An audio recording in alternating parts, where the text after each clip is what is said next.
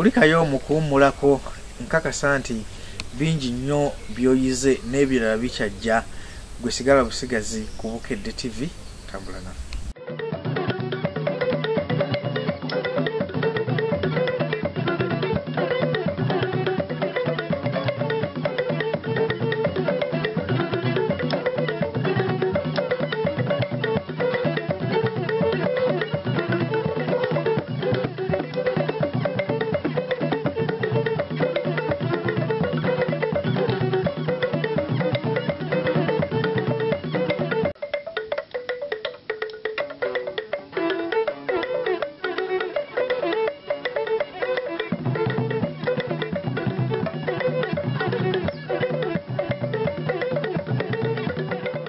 Obulimi okusobola okuyimirirawo bwetaaga abantu ab'amaanyi. Abalina amaanyi ago be bavubuka. Ate era abavubuka be basinga okukola ettundutundu eddene mu Uganda. Naye ekikwasa ennaku tibangi tebabwagala. Baagala nnyo okwettanira mu bibuga ne bakola bizinensi ezo ze balabanga ennyanguula. Bubaka ki bw'oyinza okuwa abavubuka? Ekibuuzo ky'oŋŋambye kinsanyusizza nnyo era nali nakirinda obwedda.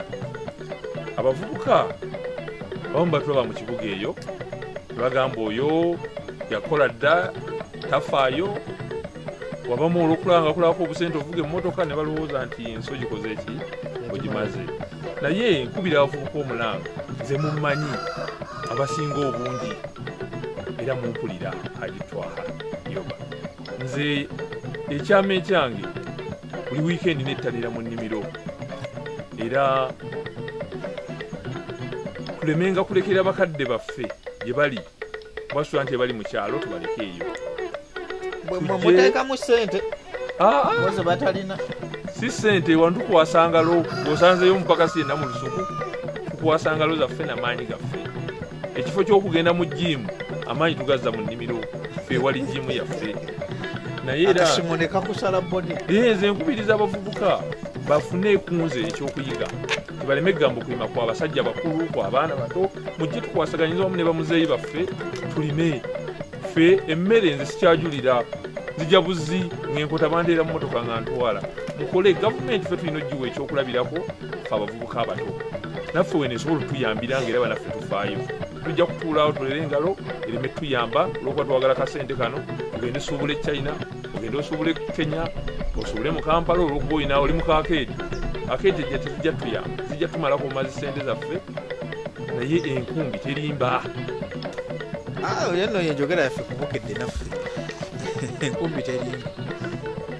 Eki ekyamazima enkumbi terimba, nawe otunudde n'olaba.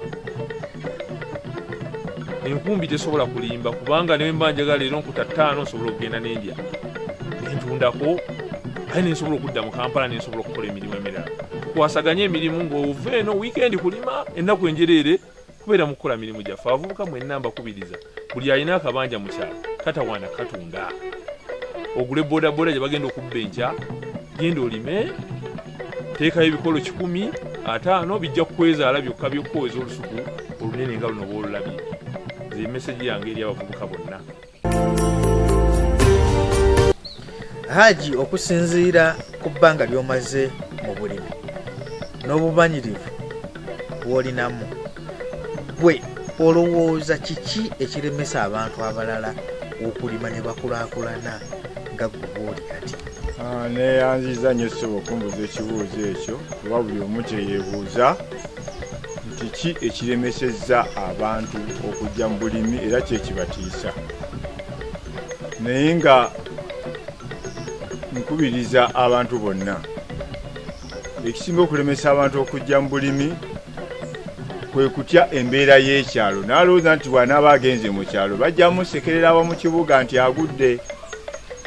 Ekirala najja n'ateenyigira mu bulimi ye mwennyini n'aba nti alagira bulagizi, so nga ekirime kiringa nga bw'olaba ente enzungu, kiringa bw'olaba enkoko yasuze etya yeetaagisa ki. Ekirala n'atwala n'ebbanga ly'anaamala nga alabirira ekirime ekyo n'alowooza nti ajja kuba mu kaseera kaabonaabona. Naye nze neenyumiriza mu bulimi kubanga embeera gye ntambuliramu yonna yonna kati enneeyagaza ate n'embeera y'ensi nga bwefaananye teri muntu aŋŋamba kino nga ntwala obubaka nga neebaza n'omukulembeze waffe oba gavumenti yaffe okulaba nti ffe ng'abalimi eno tetufunye mutawaana mu byanfuna bwe tuba nga twewaddeyo. N'olwekyo mbakubiriza mutusemberere. Ndi mwetegefu okusomesa oyo yenna, ndi mwetegefu okuyamba oyo yenna mu by'obulimi, kubanga dimandi eriwo tetuyinza gimalawo kyoba nkotogere mu kino. Bangi nnyo benjigiriza, bangi nnyo bempadde obuyambi nga mu byensukusa mu byaki byonna. Jangu osokuolago okwagalako then naffe tusobole okukola ki okuyamba. Ekisinga obulungi n'okunyuma nti ebya TV biba bifaananyi si bye byaffe eri mu lupapula bitubeeramu ne tukubaho ekifaananyi kimu, naye ebifaananyi obirabye nga bitambula. Bannange olabye Haji Adamu bw'alima ye olusuku lwe, amazima amatuufu nti yayogedde eka 25 naye mu kutambula ndowooza ne 25 zisukkamu. Atukubiriza n'atugamba nti ffe abali mu kibuga tugatteko obulimi ku mirimu gyaffe gye tukola emirala. Tuleme kudda mu kulowooza nti bwe nnaavaawo mu dduuka mwenkola ne bampulira nti ate nageze mu kulima banaagamba nti ate oyo Serinnya kati agudde. Ojja kuba togudde, naye ojja kuba ogenda kugattako ku nnyingizaayo ebintu ebirala. Atudde nti okulima olusuku kintu kyangu nnyo, ye yatandika n'ensukusa 3 bwokka bwe gati, naye nga kati ali mu bikolo 6 n'okusoba.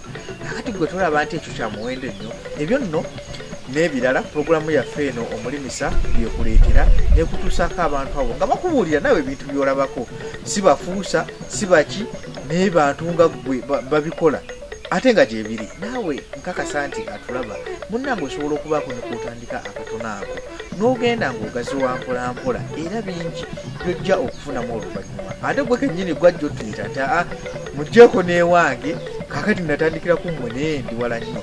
Nyongera okujjukiza nti oba olina kyoyagala okukuteesa oba oli eyo ng'oyagala tujje tukukyalireko, tugenda mu simu yo owandikamu ekigambo BUK2, teekawo obubaka bwo osindike ku 8338 oba ku basimu 0782 00 66 08. Tujja kujja naawe tukukyalireko munnange twongere okuyigako ebintu ebimu naawe. Mbadde Edward Serinnya ng'eri ku kamera naye muganda we Godfrey Mbuuke akuume atakuumira mpeera.